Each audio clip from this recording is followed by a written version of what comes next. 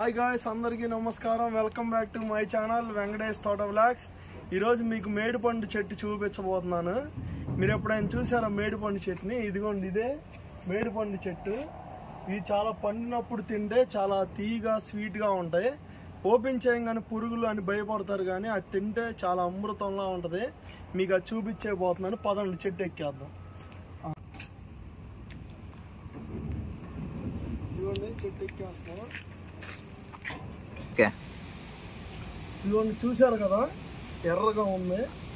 ఇది పండిన కాయ అన్నమాట.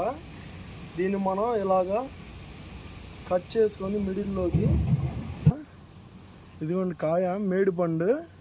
దీన్ని ఓపెన్ చేసేద్దాం. చూడండి, చూడంగానే భయం వేస్తుందా? ఏం లేదు, భయపడవసరలా.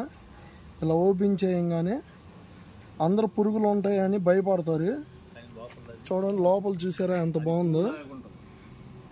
పురుగులు ఏమి లేవు, చూసారా? దీన్ని ఇలా తినేయాలి. ఇదిగోండి.